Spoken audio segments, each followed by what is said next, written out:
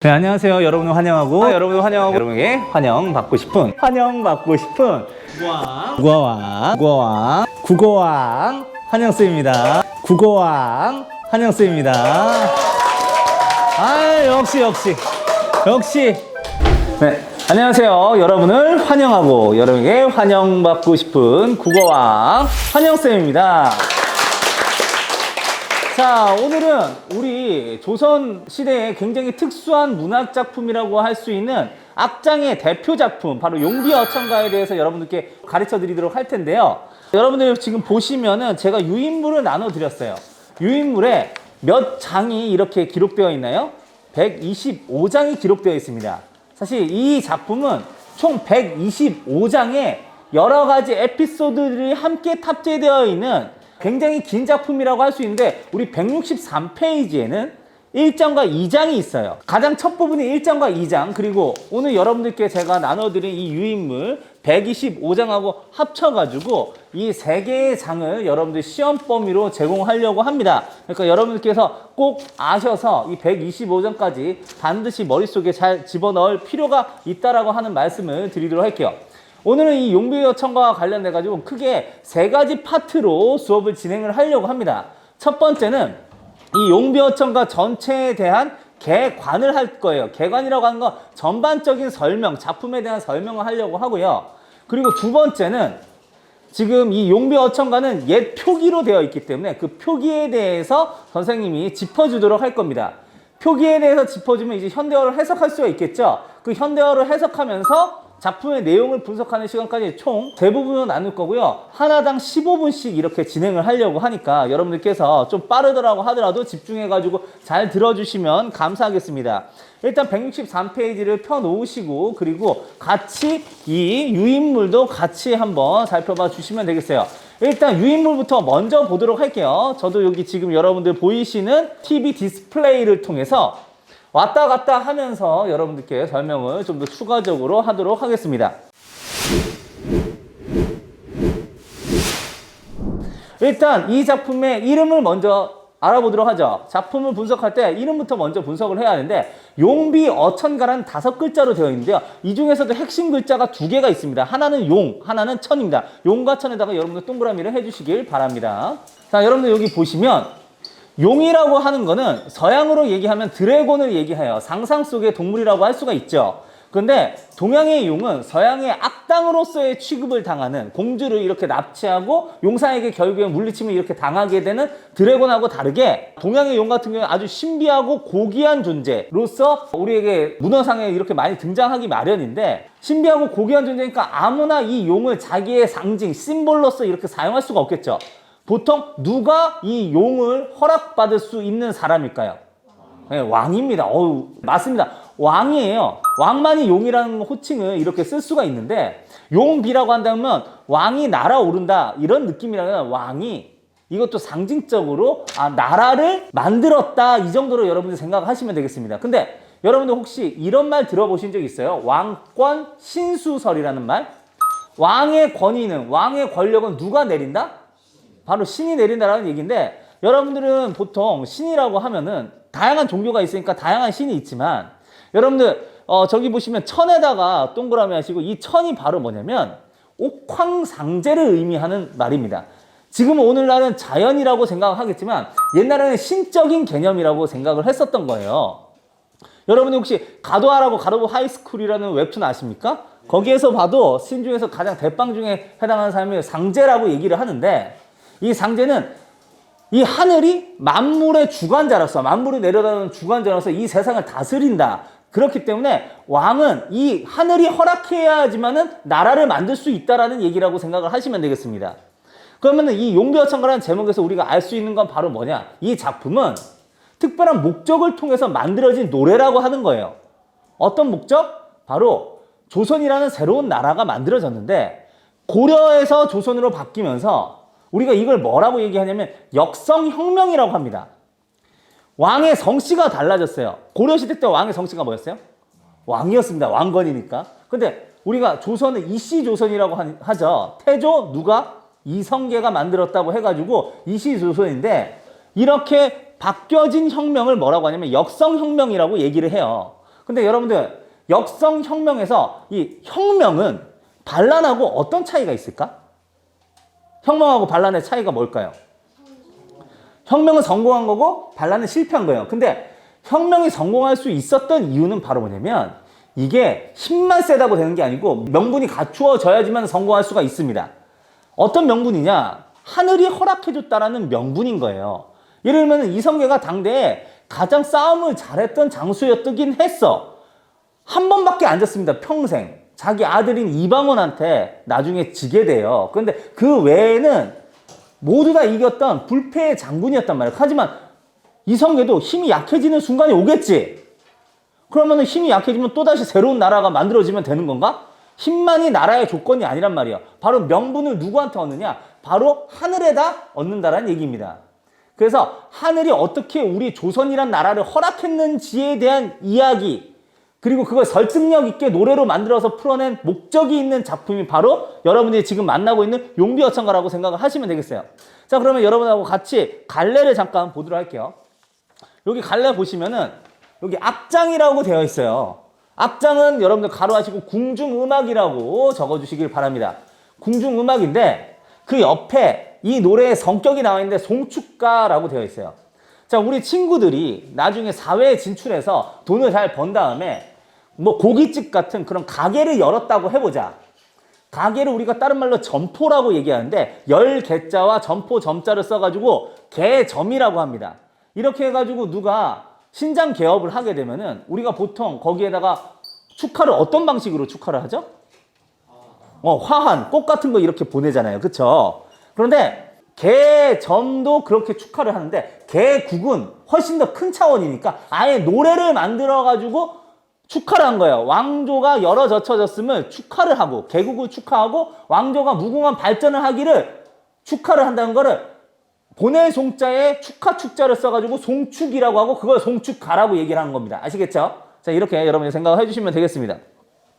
자, 제재는 조선 왕조의 창업이고 조선 건국의 정당성을 부여하는 게 주제인데, 자, 특징 1번으로 넘어가도록 할게요. 훈민정음으로 기록된 최초의 작품이라고 이렇게 얘기를 하는데 거기에다가 괄호를 하시고 이렇게 적도록 하겠습니다. 괄호를 하시고 바로 한글의 실효성 검증, 이 목적으로서 이 작품이 만들어진 부분도 있어요. 여러분들 아까도 조선 건국의 정당성을 알리고 싶은데 그 정당성을 어떻게 알릴 거야? 지금 같은 경우에는 내가 내 브랜드를 알리고 광고를 하고 싶다고 한다면 TV라든가 혹은 방송 매체 그리고 SNS 그리고 이 유튜브 같이 실시간 인터넷 스트리밍 서비스를 가능한 그런 매체들이 다양하지만 옛날에는 그런 수단이 적었단 말이에요. 그 수단이 두 가지밖에 있을 수가 없었어요. 하나는 노래를 하면 전파가 되고요. 또 하나는 책으로 편찬을 해가지고 알리는 수밖에 없었는데 그때 당시에 사람들이 대부분 책을 알아볼 수 없었잖아. 한자라고 하는 표의 문자는 외우기가 너무 어려우니까. 그런데 한글은 뭐예요?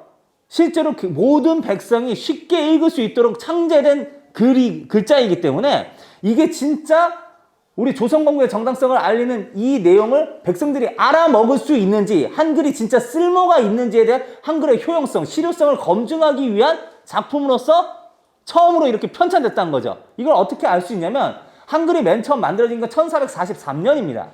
그런데 한글이 세상에 알려지게 된 건 1446년이에요. 그리고 1년 뒤에 최초의 훈민정음 작품으로서 1447년에 펼쳐되게 바로 이 여러분들이 보시는 용비 어천가라고 볼 수가 있는 거죠. 그래서 그런 두 가지 목적을 가지고 있는 목적 문학이라고 여러분 생각하시면 되겠습니다. 그 다음에 2번 보시면 각 장이 2절과 4구로 되어 있는데 2절이라고 한다면은 두 줄이라고 생각하시면 되고요. 4구라고 하면 4개의 구절을 가지고 있다라고 생각하시면 돼요. 의미적 구절을 가지고 있다라고 생각하시면 되고요. 근데 1장과 125장은 제외예요. 1장은 좀 짧고 125장은 꽤 길어요. 그러니까 그 부분에서만 차이가 있고 대부분은 2절과 4구의 형식으로 이루어져 있더라.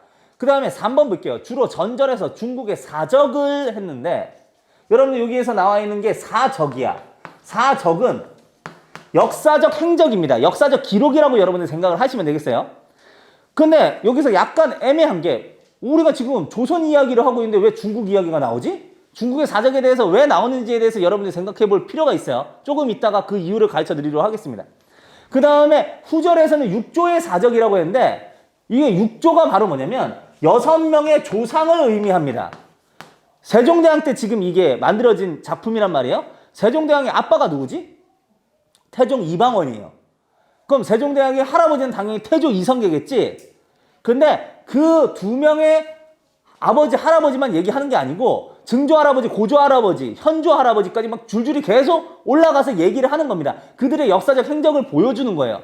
근데 이걸 하는 이유가 바로 뭐냐면 바로 이 두 가지의 역사적 행적을 통해서 하늘이 우리 조선을 허락했다라고 하는 거를 증명하려고 하는 데 있습니다. 그 구조에 대해서 여러분한테 한번 말씀을 드려보도록 할게요. 여러분들 거기 옆에 보시면 구조가 나와 있는데 크게 세 부분으로 나뉘어져 있어요. 자, 첫 번째 개국송, 그리고 두 번째 사적찬, 세 번째 개왕훈입니다. 자, 이제부터 중요하니까 잘 들어보도록 할게요. 여러분들 여기 보시면 개국송이 몇 장부터 몇 장으로 되냐면 1, 2장입니다. 우리 교과서 163페이지에 나와 있는 게 바로 개국송이에요. 나라를 열어젖힌 거를 송축한다라는 얘기입니다. 축하한다라는 얘기예요. 근데 사적찬이 3장에서 109장까지예요. 그러면 개왕후는 110장에서 125장입니다. 자, 여러분한테 여기서 질문. 이 중에서 분량이 가장 많은 게 뭐예요? 사적찬이죠? 이 사적찬이 지금 여기에서 메인인데 조선건국의 정당성을 여기에서 증명을 하려고 할 거예요. 어떤 방식으로 증명을 하려고 하는지를 지금 설명을 해드리도록 하겠습니다. 아까 2절로 되어 있으면 앞에 줄이 있고 뒤에 줄이 있잖아요. 앞에 줄을 우리가 무슨 절이라고 하냐면 전절이라고 얘기를 하고요. 뒤에 줄을 후절이라고 이렇게 얘기를 하는데, 자, 여러분들 여기 전절이 아까도 말했다시피 중국의 고사가 나와요. 중국의 옛날 이야기. 근데 중국의 그냥 평범한 사람의 얘기가 아니고 중국의 성스러운 왕이라고 칭송을 받는 사람들의 이야기가 나와요. 중국 성왕의 사적이 나와요. 고사가 나온다. 그런데 그 다음에 여기에 보면은 아까 세종대왕의 6명의 조상이라고 하는 6조 목익, 도한, 태태입니다. 이걸 어떻게 읽냐면 태종 이방원, 태조 이성계, 그리고 환조, 도조, 익조, 목조라고 해가지고 6명의 조상을 의미를 해요. 이 사람들의 사적을 얘기를 해요. 근데 왜 관련 없는 중국 성왕의 이야기를 하느냐? 여기서부터가 여기에서 조선건국의 정당성을 증명하는 행위가 되는데, 자, 보도록 할게요. 여러분들 그 중국이라고 하는 곳이 우리가 뭐 어떨 때 보면은 중국하고 또 갈등 관계가 있어가지고 별로 안 좋아하기도 하지만 역사적으로 볼 때 어쨌든 동북아시아의 맹주였다는 것은 사실이죠. 그리고 중국이라는 땅덩어리 엄청 큰 땅덩어리였다는 것도 여러분들 인정하죠. 근데 거기에 중국 전체를 다스리는 황제가 된다라고 한 건 정말 대단한 일이라는 걸 여러분들 인정하시겠어요? 그 최고 큰 땅을 최고의 우두머리로서 이렇게 다스린다라고 한다는 것 자체가 결코 수월한 일이 아닙니다. 이거는 하늘이 어쩌면 허락을 해야지만 가능할 수가 있어요. 그래서 옛날에 그 중국을 다스리는 황제를 뭐라고 얘기를 했냐면 천자라고 얘기를 했어요. 천자. 하늘의 자식이다 이거야. 하늘이 허락했다라는 얘기예요. 근데 여러분들이 알고 있는 중국의 황제 중에서 정말 대단한 황제들 누구 있지? 진시황이 있어요. 네, 진시황도 있고 뭐 당태종 이세민도 있고 금나라 태조 등 정말 굉장히 유명하고 하늘이 허락했다고 할 만한 위인들, 특별한 능력을 가지고 있었던 사람들이 분명히 존재합니다. 그 사람들에 대한 이야기는 매우 유명해요. 그래서 그 사람들에 대한 이야기를 앞에다가 두고 그 사람들의 행적이 정말 뛰어나고 이 사람들은 정말 하늘이 인정을 했는데 우리 6명의 조상들도 못지 않았어. 거기에 버금갔고 비견할 만했고 그 이상을 보여줬어 라고 하는 거를 얘기를 해주면 뭐냐면 여기가 하늘이 인정했으니 우리도 요가 버금간다면 우리도 사실 하늘이 인정한 거나 다름없는 보통 사람이 아니고 하늘이 내는 사람들이다 라고 하는 공식이 성립이 되죠. 그렇게 해가지고 조선건국의 정당성을 증명을 하는 방식이라는 얘기입니다. 예를 들면 이런 거예요. 옛날에 금나라 태조가 굉장히 싸움을 잘했어요. 그래가지고 무용이 뛰어났는데 적의 수천 명의 적이 자고 있을 당시에 혼자서 기습해가지고 거기를 휘저어놓고 도망을 칩니다. 그러니까 어그로가 끌린 애들이 따라가게 되죠. 이렇게 따가닥 이렇게 말을 타면서 이렇게 도망치고 되는데 뒤에서 쫓는 애들이 금나라 태조 쫓으면서 굉장히 쾌재를 불렀어. 왜 쾌재를 불렀냐면 하필이면은 계곡 쪽으로 가고 있는데 그 계곡이 물살이 거세고 그 물의 폭이 굉장히 넓어가지고 도저히 그냥 도망칠 수가 없는 곳이란 말이야. 쟤 이제는 독에 빠진 쥐다 이렇게 도가내든 쥐다라고 이렇게 생각을 하고 있었는데 갑자기 그 계곡을 말을 가지고 점프를 했더니 하늘을 날아 올라가지고 그 반대편까지 이렇게 가버렸어요. 그러니까 이걸 딱 보는 순간 쟤가 뭐지? 저게 실제로 가능한가? 불가능한 거 해놨으니까 금나라 태조는 하늘이 내린 사람이라는 얘기야. 알겠어요? 근데 그거하고 비슷한 이야기로 어떤 이야기가 있냐면 이성계가 있어요. 이성계가 예전에는 고려시대 때 장수로서 홍건전과 왜구가 이렇게 침범했을 때 다 물리쳤거든. 근데 화살을 정말 잘 쐈어요. 근데 어느 순간 적한테 둘러싸여가지고 포위되려고 하는 그 순간에 어떻게 되면 똑같이 말을 타고 금나라 태조처럼 아까 금나라 태조는 멀리 뛰기라고 하면 여기 높이 뛰기를 해가지고 한 3층 높이의 벽으로 올라갑니다. 한 번에. 그러니까 적이 닿을 수 없는 곳에서 위에서 화살을 탁탁탁탁 쏴가지고 다 헤드샷 날려가지고 그냥 다 쓰러뜨렸단 말이에요. 그런데 여러분들 이런 얘기를 하면은 금나라 태조는 도망친 수준이면 이성계는 아예 다 물리쳤지. 사실은 누가 좀 더 우위야? 누가 더 세? 이성계가 더 센 것처럼 이렇게 묘사가 되어 있단 말이야. 그러니까 적어도 우리 이 목익도한 태태 이 6명의 조상들의 얘기를 100장이 넘는 에피소드를 통해서 계속 이거를 증명을 합니다. 중국 성황하고 비교를 하면서. 그러니까 우리도 하늘이 허락했다라고 하는 그런 공식을 아까처럼 성립을 할 수 있었다라는 말씀을 이렇게 드리는 거죠. 알겠어요? 이런 원리를 이렇게 가지고 있었더라 여러분들 생각하시면 되겠습니다. 그런데 여러분들 지금 보시면 여기 개국성 사적자, 역사적 행적을 찬양한다는 얘기고 개왕후는 후대왕한테 훈계, 좋은 이야기를 건넨다는 얘기입니다. 알겠어요? 자, 이렇게 세 가지 부류로 이렇게 되어 있는데 각각 대표 장의 특징을 잠깐 살펴보도록 할게요. 여러분들 여기 보시면 제2장의 경우라고 되어 있죠. 개국송 같은 경우에 순수한 우리말을 구사되고 있다라고 얘기했는데 여러분들 잠깐 따라와가지고 보도록 할게요. 지금 보면 옛날에 쓰여졌다 보니까 한문이 굉장히 많이 적혀져 있는데 여러분들 여기 천세 여기에서 가로해가지고 한자 나와 있죠. 125장 같은 경우에도 한자가 굉장히 많이 나와 있어요. 뭐 누인계곡 경천근민 막 이렇게 해가지고 굉장히 많이 나와 있는데 여러분들 다시 교과서 볼게요. 교과서 163페이지에 보시면 1장도 한번 같이 보도록 하겠습니다. 1장 보시면은 해동 육령 할 때 다 한자로 되어 있죠. 괄호 돼가지고.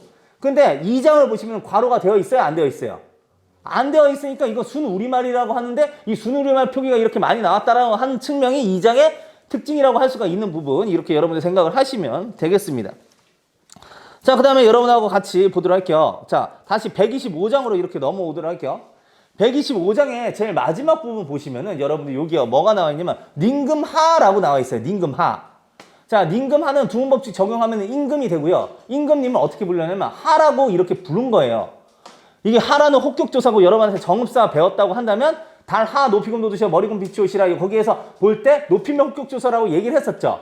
야, 여러분들 내가 여러분들을 여러분이라고 부를 수도 있지만 얘들 아라고 부를 수도 있지. 그럼 내가 얘들 아라고 불렀으면은 청자를 직접 지목한 거야, 안 지목한 거야? 지목한 거죠. 누구 한 명을 지목하지 않았지만 복수로 여러분들이라는 학생이라는 청자를 지목한 거 아니야. 여기는 임금이라는 후대의 왕위를 이을 왕들한테 지목을 해가지고 얘기를 했어요. 그 125장 특장 중에 하나가 바로 뭐냐면 청자를 타겟팅 했다는 얘기예요. 청자를 지목해가지고 청자한테 말을 건네는 방식으로 이렇게 하고 있다라고 하는 것이 여러분들의 특징 중에 하나라고 하는 걸 여러분들 생각하시면 되겠는데 하나를 좀 더 보도록 하겠습니다. 여러분들 여기에다가 줄을 쫙 그어주시길 바라요. 조금 이따가 마지막 부분에 선생님이 다시 한번 얘기를 하겠지만 낙수의 산행가이시여 하나빌 믿으니까 여기다가 여러분 줄 쫙 그어주시길 바라요. 낙수의 산행가이시여 하나빌 믿으니까 이거를 뭐라고 적냐면 거기 밑에다가 태강왕 고사라고 여러분들이 적어주시면 되겠습니다. 태강왕 고사.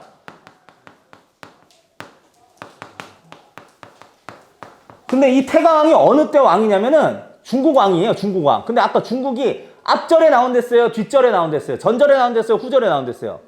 전절에 나온댔는데 지금 이거 마지막 절이거든? 그러니까 이건 여기에는 후절에 나오지. 그러니까 얘는 다른 주로 그렇게 전절, 후절 이렇게 나눠가지고 이렇게 했었던 거하고 차이가 있게 중국의 고사가 얘는 후절에 나온다는 게 특징 중에 하나입니다. 알겠죠? 자, 이렇게 여러분한테 말씀을 드렸습니다. 자, 그러면 해가지고 이렇게 용벼천가에 대한 전반적인 얘기를 드렸으니까 이제 표기에 대한 얘기를 드리도록 할게요. 자, 표기 얘기한 다음에 내용 분석 이렇게 슉슉슉 들어가 보도록 하겠습니다. 같이 여러분들하고 1장, 2장부터 먼저 같이 보도록 할게요. 1장, 2장 여러분들 여기 보시면은 우리가 끝부분을 잠깐 초점을 맞춰가지고 한번 보도록 할게요. 여기 보면 뭐뭐 이신이, 뭐뭐 하시니, 신이 신이로 끝나죠. 우리가 문장에서 끝부분을 완결을 하는 걸 우리가 종결어미라고 얘기를 하는데 지금 종결어미가 비슷해요, 안 비슷해요? 비슷해요. 그럼 2장도 2장끼리만 한번 보도록 하자. 여름 하나니, 발 아래 가나니, 나니. 자, 이렇게 됐어요. 자, 그럼 여러분들 이거는 어때요? 이것도 비슷해요, 안 비슷해요? 비슷한 종결어미를 사용하고 있다는 게 그거 특징이라고 할 수 있는데 여러분들 125장을 같이 보도록 할게요. 125장을 보면 신이 뭐 이다 이까 막 이렇게 되어 있지. 여러분들 거기 보시면 어때요? 달라. 뭐가 달라? 종결 어미가 다르다라고 하는 거 여러분들 이렇게 1, 2장과 125장의 차이점이라고 하는 거 여러분들이 알아주시기 이렇게 부탁을 드리도록 하겠습니다. 자, 그렇게 여러분한테 말씀을 드리면서 자, 이제 2장을 잠깐 같이 보도록 할게요. 2장에 불이 깊은이라고 하는 게 나와요. 깊은. 근데 여러분들이 지금 이 깊은 같은 경우에는 여러분 어떻게 쓸 거야? 오늘날로 쓰면 어떻게 써야 되지? 깊은이라고 적어야 되지. 오늘날은 이런데 지금은 이게 이어져가지고 요렇게 적혀져 있어요. 그러면 이거를 우리가 무슨 적기라고 얘기하지? 이어적기라고 얘기해요. 지금 여러분들 여기 보시면은 자, 그 옆에 바람에 이렇게 해야지만 윈드라고 하는 느낌이 더 살 텐데 이때는 어떻게 적혀져 있어요? 바람에라고 되어 있죠. 이것도 이어적기죠. 거기다 이어적기 체크를 이렇게 하시길 바라고요. 그 다음에 여러분들 거기 보시면은 물은이라는 표현이 나와요. 거기 밑에 두 번째 줄에 보시면. 근데 여러분들 거기 물은을 보시면 자, 물은이라는 겁니다. 근데 물은인데 물은이라고 이렇게 적었으니까 이것도 이어적기고요. 여러분들 우리가 물이 가물었다라는 말 들어본 적 있어요? 물이 가물었다? 이 가물었다라고 하는 거를 우리가 이걸 명사로 바꾸면 가뭄이잖아요. 가뭄. 근데 예전엔 그냥 가물이라고 했어요. 그런데 이거를 지금 어떻게 적고 있어요? 가무레라고 이렇게 적고 있죠. 이것도 무슨 적기다? 이어적기라고 여러분들 생각을 하시면 되겠습니다. 오케이? 자, 이렇게 해서 이어적기 표기는 여러분하고 다 해줬고요. 자, 지금 조금 어려운 걸 이제 여러분한테 가르쳐 드릴 텐데, 자, 이어적기를 지금 사용하고 있다라고 말씀을 드렸어요. 이제 좀 더 어려운 거를 잠깐 살펴보도록 할 텐데, 여러분들이, 명사가 뭐냐? 명사라고 하는 거는, 왜 안 주어지냐? 신기하네. 네. 자, 같이 보도록 할게요. 명사, 대명사, 주사라고 하는 것들은 보통 어떤 걸로 쓸 수가 있냐면 문장에서 주어로도 쓸 수도 있고 목적어로도 쓸 수도 있고 심지어 서술어로도 쓸 수 있어요. 이런 애들은 문장에서 중요한 요소를 이루어서 문장의 몸을 이룬다고 해가지고 체언이라고 불립니다. 근데 이거하고 비슷하게 이거하고는 좀 다르게 얘네하고 잘 붙어 다니는 애가 있는데 그걸 우리가 뭐라고 하냐면 조사라고 얘기를 해요. 조사라고 하는 거는 얘의 문장에서의 관계를 결정해 준다라고 해가지고 그거를 관계언이라고 얘기를 하기도 하는데 자, 이렇게만 얘기하면 여러분 잘 모르니까 선생님이 예문을 들어주려 할 텐데요. 이 예문이 약간 요상합니다. 어떤 부분이 지금 요상한지는 여러분이 읽어보면 아는데 지금 한번 해보도록 할게요. 자.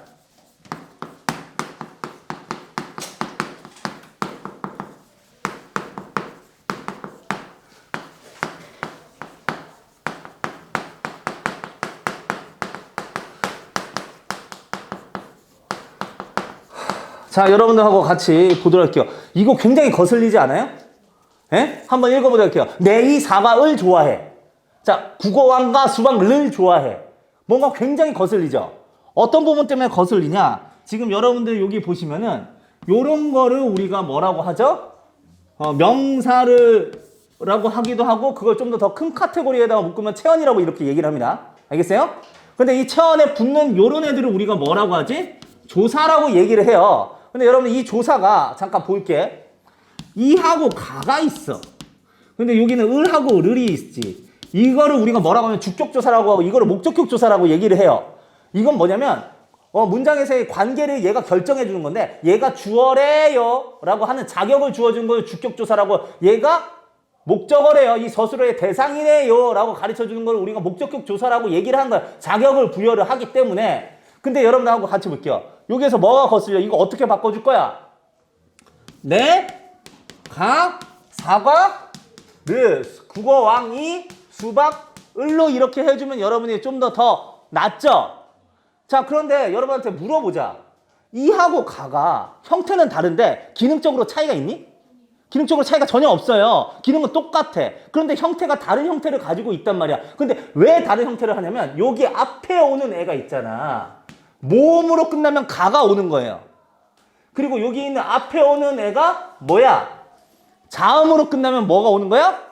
이가 오는 거란 말이야. 즉 앞에 오는 명사하고 결합할 때 자음으로 끝나느냐 모음으로 끝나느냐에 따라서 다른 형태를 가진다고 해서 이걸 뭐라고 얘기를 하냐면 자음과 모음을 합쳐서 우리가 뭐라고 하냐면 음운이라고 하는데 음운이 자음이냐 모음이냐 둘 중에 무엇이냐에 따라 달라진다고 해서 음운론적 이형태라고 얘기를 합니다. 이걸 음운론적 이형태라고 얘기를 하는데 자 오늘날은 조사에서 주로 음운론적 이형태가 나와요. 조사에서. 자 그런데 옛날에는 어땠냐면 조사가 아닌 체언에서도 음운론적 이형태가 있었어. 자 이 부분도 여러분하고 한번 설명해서 들어가 보도록 할게요. 자 갑니다. 체언을 보시면 이걸 한번 얘기를 해보자. 여러분들 이거 영어 tree 이거 지금 뭐라고 바꿀 수 있죠? 오늘날 우리말로 바꾸면 나무. 근데 예전에는 나무라고 안 적고 요렇게 적었어요. 남그도 있었고 나무도 있었어. 얘들 둘 중에서 어느 하나가 선택이 됐어요. 어느 하나가 선택이 됐는데 아무렇게나 그냥 난 오늘 이거 쓰고 싶어 이거 쓰는 게 아니고 나 이거 쓰고 싶어 이거 쓰는 게 아니고 뒤에 오는 조사가 자음으로 시작하느냐 모음으로 시작하느냐에 따라서 얘네들이 선택됐어요. 지금은 바뀌었지. 앞에 있는 체언이 자음으로 끝나느냐 모음으로 끝나느냐에 따라서 조사가 다른 게 오지만 지금은 뒤에 있는 조사에 따라서 지네들이 체언이 결정이 됐었단 말이야. 자 그래서 체언에서도 음운론적 이형태가 있었는데 얘는 무슨 조사랑 만나냐면 얘는 모음 조사가 올 때 선택이 됩니다. 얘는 자음으로 시작되는 조사가 올 때 선택이 돼요. 한번 얘기를 해보도록 할게요. 여러분들이 근데 이건 조금 구별을 해줬으면 좋겠는 게 여러분들 이거 잠깐 보자. 이거 한번 읽어봐라. 이거 한번 읽어봐. 이거 어떻게 읽지? 임환영이라고 이렇게 읽죠. 여러분 이렇게 임환영이라고 읽는데 실제로 이것도 좀 거슬리죠. 여기에다가 이응을 넣어주고 싶어. 왜 그러냐면 초성이 아무것도 없으면 너무나 허전하니까 그냥 이응을 갖다 넣은 건데 여기에 있는 이응하고 여기에 있는 이응하고 완전 달라요. 얘는 사실은 음이 없어요. 아무것도 없으면 허전하니까 그냥 갖다 놓은 거예요. 그래서 실제로 요 같은 경우에는 이 글자는 모음으로 시작돼요. 근데 여기 밑에 있는 얘는 하는 이 발음이 분명하게 존재를 합니다. 그래가지고 여러분들한테 물어보자. 지금 이렇게 내가 조사가 있다고 해보자. 은이라고 하는 조사고요. 요거는 도라고 하는 조사예요. 자, 이거는 뭐로 시작되는 조사일까? 네, 모음으로 시작되는 조사예요. 초성이 이응이 왔는데 얘는 음가가 없으니까. 얘는요? 자음으로 시작되는 조사예요. 그럼 여기에는 나 뭐가 와야 될까? 남 그가 와야 될까? 얘는 남 그가 와야 되고 얘가 나 뭐가 와야 돼. 이해하시겠어요? 그럼 여러분들 여기에 보면 불이 깊은 남간이라고 되어 있는데 그 남간에다가 동그라미 하시고 뭐라고 여러분들 적냐면 이거는 당대에 체언에서도 음운론적 이형태가 있었다는 증거야.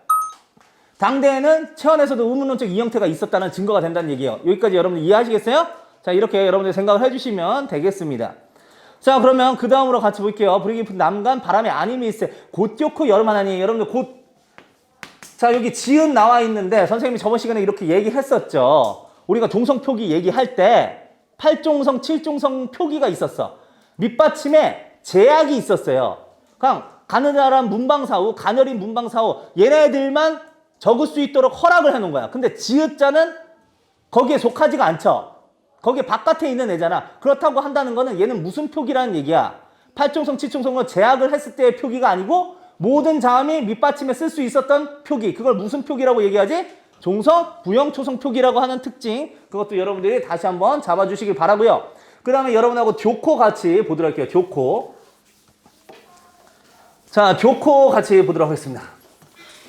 아, 이거 안 지워지네, 이거? 뭐 때문에 안 지워지지?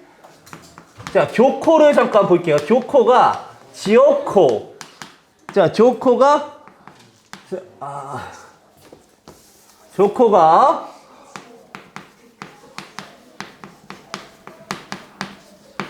자, 이렇게 됩니다. 여러분들 앞에 보시는 이 기역과 니은은 이미 배운 바가 있어요. 이 기역은 뭐죠? 국의 음화입니다. 그런데 여기는 이 이중모음이 단모음으로 바뀌니까 뭐가 되죠? 단모음, 화입니다. 그런데 여기에 디귿을 여러분들하고 같이 보도록 할게요. 이 디귿은 바로 뭐냐면 이제부터 그냥 적어 볼 텐데 이걸 제음소화라고 얘기하는데 이걸 왜 제음소화라고 하는지 말씀을 드려보도록 할게요. 자, 여러분들이 아까 자음과 모음을 음운이라고 얘기했잖아요. 당연히 얘도 자음이니까 음운이에요. 음운인데 여러분들 얘는 사실은 어떤 요소로 이루어졌냐면 우리가 예사소리가 거센소리로 되려면 히읗하고 만나야 됩니다. 그래서 얘도 얘의 요소가 되고 얘도 얘의 요소가 돼요. 음운의 요소라고 해서 이런 걸 음소라고 하는데 히읗과 기역은 키읔의 음소인 거죠. 그런데 이거를 음소로 다시 나눠준다라고 해서 다시 제자를 써가지고 제음소화라고 얘기를 하는 겁니다. 알겠죠? 그래서 오늘날 표기는 이 제음소화 표기까지 이렇게 나아간다라고 하는 거에 여러분들이 생각을 해주시면 되겠어요. 그 다음에 여러분들하고 요거 잠깐 보도록 할게요. 자, 우리가 서술어가 있어요. 서술어에서 실질적인 뜻을 가지고 있는 애를 어간이라고 얘기를 하는데 얼다, 열다, 덥다 이렇게 되는데요. 이런 애들을 우리가 명사로 바꿔줄 수 있는 애가 있어요. 바로 붙여가지고 명사로 바꿔준다 해서 명사 파생 접사라고 하는데 여러분 여기 보시면 우리가 물을 얼려가지고 만드는 물체를 뭐라고 하죠? 그리고 나무에 열리는 물체를 뭐라고 하죠? 열매. 그리고 우리가 덮는 뚜껑 같은 걸 뭐라고 하죠? 개. 이렇게 했다고 쳐볼게요. 예전에는 이렇게 음매, 개와 같은 것들이 굉장히 골고루 이렇게 썼고 오늘날도 지금 골고루 이렇게 쓰이고 그렇게 합니다. 뭐 이거 말고도 뭐 먹다 플러스에 이를 하면 먹이 이렇게 되는 거죠. 그래서 음매개. 음매개면 사실 음매는 소인데. 아, 죄송합니다. 네, 갑자기 드립을 이상한 거 쳤네요. 자, 근데 어쨌든 같이 보시면 여러분들 같이 봐요. 꼭 얘하고만 결합해야 돼? 이때는 요거 이렇게 결합을 했던 거야. 그러니까 열매를 여름이라고 얘기를 했어요. 근데 이어적게 하니까 여름이 된 거지. 썸머가 의미하는 게 아니고 요거는 바로 과일을 의미하게 되는 겁니다. 여기까지 여러분들 아시겠어요? 그래서 과일을 의미하게 됐더라. 그래서 프루츠라고 한 거고요. 그리고 여러분들 혹시 나는 우리 전국의 여러 가지 고장 중에서 도시 중에서 대전에 살아본 적이 있다. 대전. 있어요, 우리 반? 대전 살아본 친구. 아무도 없어요? 자, 대전을 어떻게 얘기를 하냐면 한밭이라고 우리말로 얘기를 합니다. 근데 여러분들하고 같이 볼게요. 왜 이걸 한밭이라고 얘기하는지. 우리가 보통 공부하다 할 때 이 하다를 하면 명사가 오히려 동사가 돼버리잖아요. 그쵸? 왜냐면 이 하다라는 말 자체에 뭐가 있어? 행동할 행자가 있으니까.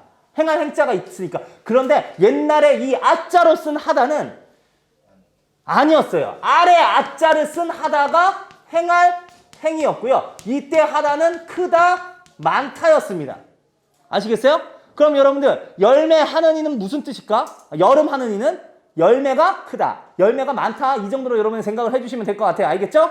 자, 그러면 그 다음에 여러분들 세미 깊은 물은 이렇게 한번 같이 보도록 할게요. 세미 깊은 물은 여러분들하고 같이 보겠습니다. 자, 물은을 잠깐 볼게요. 자, 아까 물은이 이어졌기 돼가지고 물은이라고 얘기를 했죠. 근데 여러분들 이 물이라고 하는 게 물가. 미안해. 자, 이것도 준비해본 멘트입니다. 자, 물이 물가. 바로 물이에요. 자, 근데 여러분하고 같이 볼게요. 오늘날은 물, 워터를 이렇게 할 때 입술은 오물이죠. 우리가 입술 순자 그리고 오물이 그 둥글 원자를 써가지고 원순 모음이 됐습니다. 오늘날은. 근데 옛날에는 물. 지금 어때요? 제 입술이 오물이었어요? 물. 아니죠. 이때는 평평하게 평순 모음이 됐어요.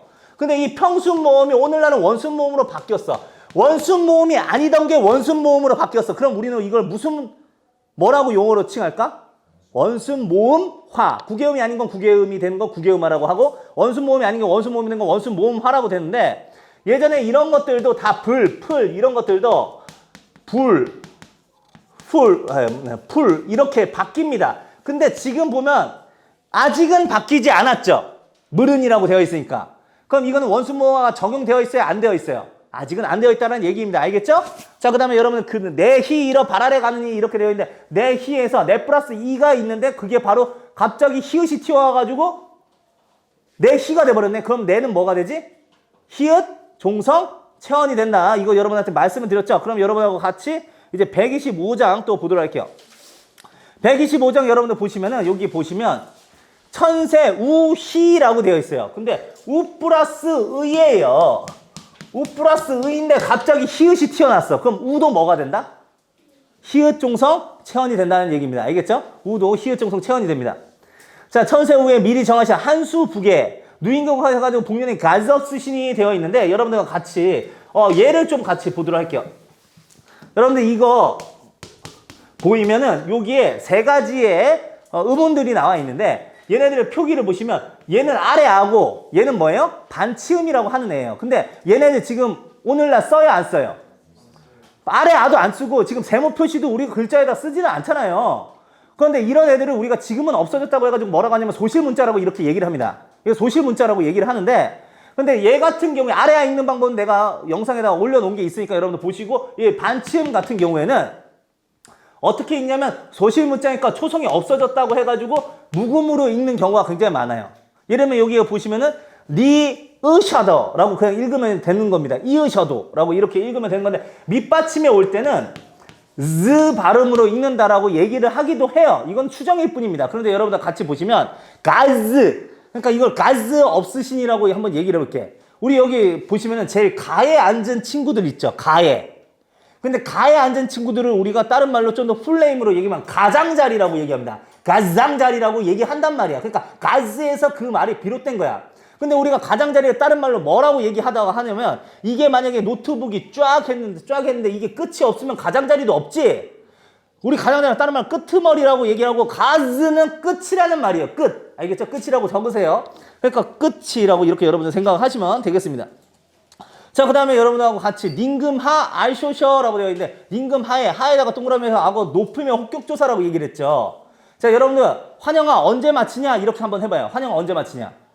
환영아 언제 마치냐. 그거 하란다고 진짜 하냐? 자, 이렇게 괜찮아요. 용기가 있는 우리 친구입니다. 이거 해줘가지고 오히려 수업이 더 풍성해지는 거예요. 그런데 말씀을 드리면 선생님은 하라고 했으니까 그렇게 해줬어요. 우리 지민이가. 그런데 자, 만약에 왕 보고 하라고 하면 돼요, 안 돼요?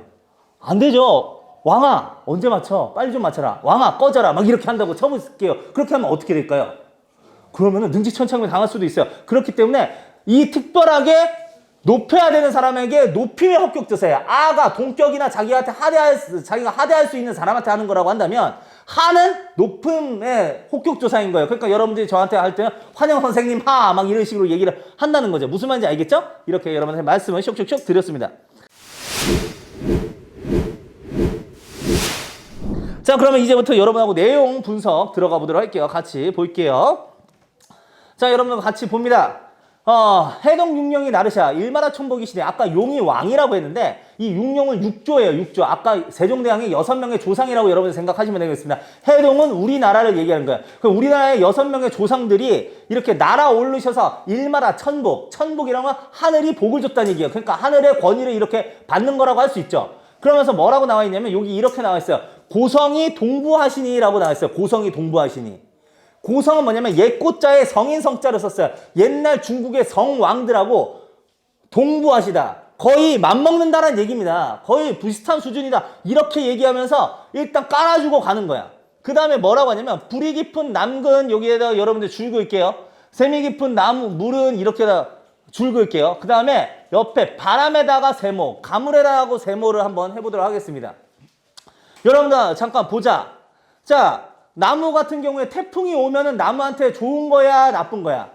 나쁜 거죠. 태풍 같은 거 오면 넘어질 수도 있잖아요. 위기, 고난, 시련입니다. 선생님이 세모 친. 바람에도 그렇고 가뭄도 그렇고 가물에도 그렇고 다 세모, 위기, 고난, 시련이에요.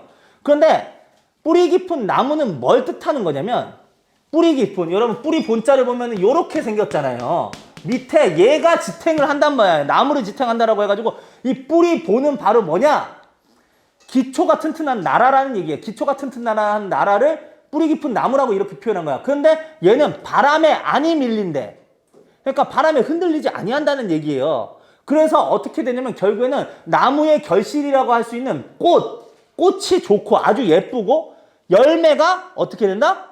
크게 일어난다. 많게 일어난다는 얘기입니다. 그러면은 결국에는 결실을 맺었죠. 위기에 고난을 극복하는 거. 어떻게? 뿌리가 깊기 때문에 그게 가능했었던 거야. 기초가 튼튼한 나라는 고난과 위기에 무너지지 않고 어떻게 된다? 결실. 나라의 결실이라고 할 수 있는 건 뭐냐? 여러분들 우리 지금 최강대국이 어디예요? 미국이죠. 미국이 최강대국이에요. 근데 여러분들 미국이 사실은 문화의 중심지도 됩니다. 나라가 튼튼하니까. 여러분들이 우리 영화의 중심지가 어디지? 헐리우드, LA 헐리우드란 말이에요. 그리고 여러분들 왜 음악에서도 무슨 차트 있잖아. 무슨 차트냐? 네, 빌보드 차트라고 이렇게 해가지고 그렇게 중심지가 된다는 얘기예요. 그만큼 이 꽃 좋고 여름 하나니라고 한다는 거는 나라의 결실이라고 쓰는 문화의 융성입니다. 문화의 융성. 문화의 융성이라고 이렇게 적어주시면 되겠고요. 그럼 재미 깊은 물은 뭐냐? 여러분이 알고 있는 강 유역들이 뭐가 있지? 문명을 일으킨 강 유역들이 있잖아. 예를 들면 메소포타미아 같은 경우 유프라테스 티그리스 강이고 인더스 겐자스 황어 나일강 이런 것도 여러 가지 있죠. 근데 그런 것들의 공통점이 뭐냐면 이 물이 나오는 샘의 깊숙한 발원지가 굉장히 깊다라는 얘기입니다. 발원지가 깊으면은 물이 점점 넘쳐 흘러나와서 결국에는 어디까지 가냐면 가뭄에도 멈추지 아니하고 조그만 시냇물에서 결국에 최종적으로 어디까지 간다? 발 아래 바다까지 간다는 얘기예요. 그럼 여러분들 같이 볼게요. 지금 처음에 시작하는 우리 조선이란 나라가 사실 유서가 깊기 때문에 유서 깊은 나라, 재미 깊은 물은 유서 깊은 나라인데 유서가 깊기 때문에 결국에는 여기에서 멈추는 게 아니고 마지막으로는 더 큰 나라가 될 것이다라고 하는 얘기. 즉 왕조의 무궁한 발전을 얘기하는 겁니다. 내일어 바다에 가는 거 왕조의 무궁한 발전을 의미하는 거라고 여러분이 생각을 하시면 되겠어요. 알겠죠? 자, 그렇게 여러분한테 말씀을 드리면서 2장 이렇게 넘어가도록 할게요. 자, 이제 125장 남았습니다. 이제 125장만 이렇게 한번 해보도록 할게요. 천세우해. 아까 우가 희유충성 체언이라고 얘기했고 미리 정해놨어요. 1000년 전에 미리 정해놨대. 뭘 정해놨냐면 도읍지를 미리 한양으로 정해놓은 거야. 근데 도읍지를 한양으로 정해놨는데 한양이란 거 어떻게 알아요? 한수북이라고 했잖아요. 예? 그러니까 한강 북쪽에다가 했는데 지금은 여러분들 강북보다 강남이 좀 더 시가가 이렇게 비싸고 이렇게 하지만 여러분들 풍수지리설 같은 데 보면은 배산임수가 가장 좋은 땅이야. 배산임수, 이거 시베리아 북서풍 같은 경우는 산이 막아주고 물에 가까이 있으면 어떻게 돼요? 작물이 많아가지고 우리가 이걸 다 걷어들일 수가 있기 때문에 도읍으로서 최고란 말이야. 근데 이게 언제부터 미리 정해놨냐면 1000년 전부터 이 한양 땅이 최고 좋은 땅이라는 거는 다들 알고 있었어. 여러분들이 우리 역사 배울 때 4세기 같은 경우는 근초고왕 백제가 그 한강 유역을 차지해서 가장 셌지. 소수림왕 때, 고구려 때, 5세기 때 가장 셌지. 그 다음에 6세기 같은 경우는 뭐예요? 우리 신라가 결국 6세기 이후부터 계속 한강을 이렇게 차지하면서 결국에 삼국 통일까지 이뤄냈잖아. 그만큼 검증된 땅에다가 도읍을 세웠단 말이야. 그런데 그 다음에 누인 계곡에다가 인자에다가 동그라미 하시고 누인 계곡에다가 줄 그을게요. 인에다가 동그라미 하면 이 인이라고 한 게 어질인인데 그냥 단순히 어질다라는 얘기를 하는 것이 아닙니다.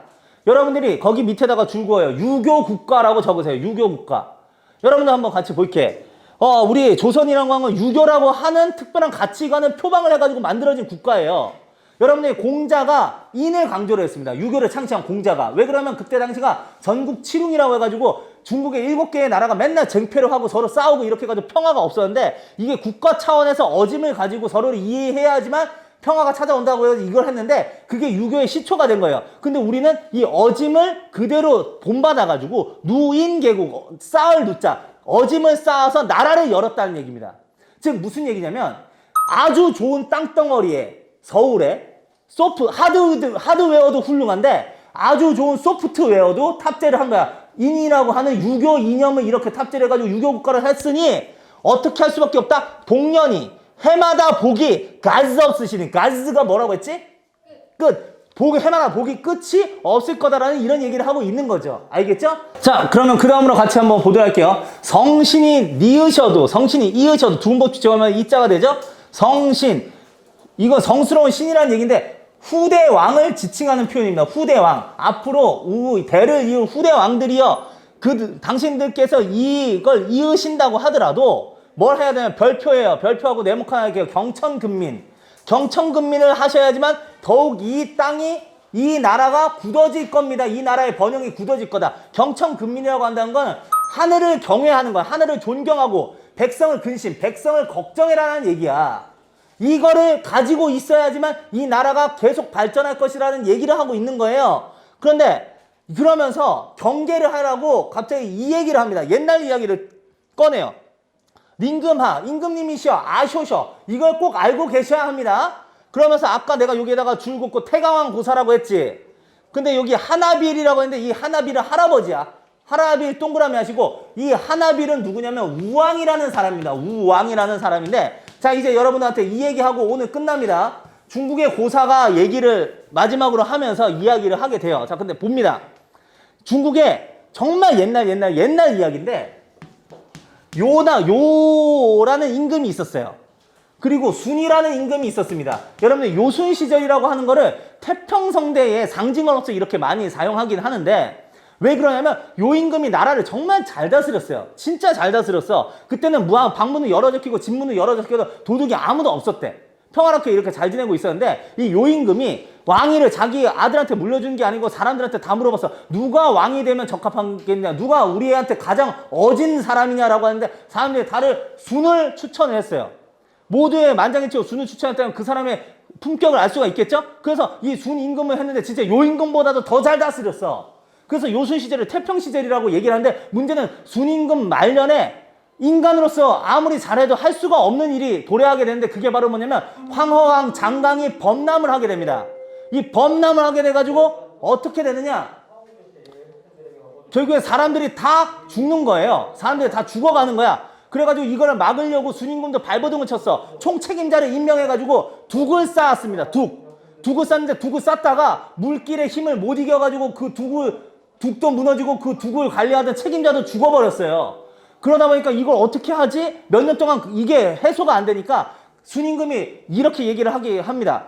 이거 해결하는 사람에게 내 왕위를 물려주마. 제발 좀 해결해줘라. 이렇게 얘기를 하는데 누가 등장하면 그때 우라는 사람이 등장을 해요.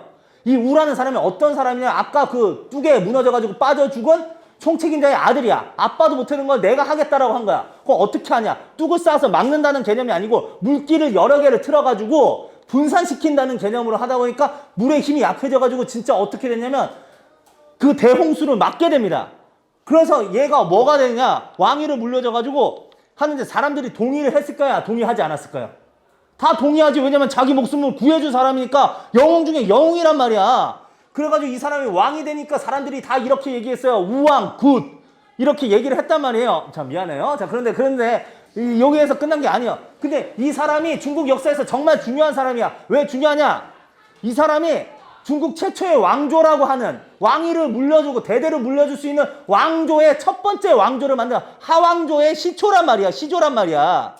근데 우왕이 그만큼 강력한 권력을 자랑하니까 자식한테 물려줘도 왜 자식한테 물려줘? 이렇게 하지 않고 그래 우리 우왕의 은혜를 입었으니까 자식한테 물려준 건 인정! 이랬단 말이에요. 자식이 별 볼 일 없었어요.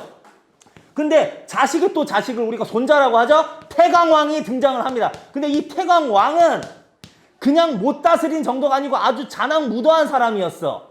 낙수라는 곳에 가서 산행이 사냥이에요. 사냥을 하는데 뭐도 사냥을 했냐면 백성도 사냥하고 충신도 사냥하고 다 사냥했어요. 화살로 다 맞춰가지고 그거 인간잡이 놀이를 했었단 말이야. 그러니까 이게 아무리 할아버지가 나한테 은혜가 있었다고 하더라도 그 도를 넘어서게 되니까 어떻게 돼버렸어? 이 태강왕이 최초의 왕조를 결국에는 태강왕 사람들이 다 죽여버려가지고 어떻게 되냐면 최초의 왕조 하나라 왕조가 그때 무너지게 됩니다. 아시겠죠? 그럼 이게 무슨 얘기냐면 있잖아. 이런 얘기예요. 야, 후대 왕들이요. 잘 들으세요. 낙수에서 사냥만 해대던 태강왕처럼 구시고 난 다음에 마지막에 국가 위기가 찾아올 때 할아버지만 믿으실 거예요? 선조만 믿으시겠습니까? 그러지 말고 니들부터 뭐 하라? 정천 근민하라. 이 얘기입니다. 아시겠죠? 이렇게 함으로써 후대왕에 대해서 훈계하는 내용까지 이렇게 마무리하면서 바로 용비어천가 끝내도록 하겠습니다. 지금까지 여러분을 환영하고 여러분에게 환영받고 싶은 국어왕 환영쌤입니다. 여러분들 공부 열심히 하시고 시험 잘 보시길 바랍니다. 네, 수고했어요.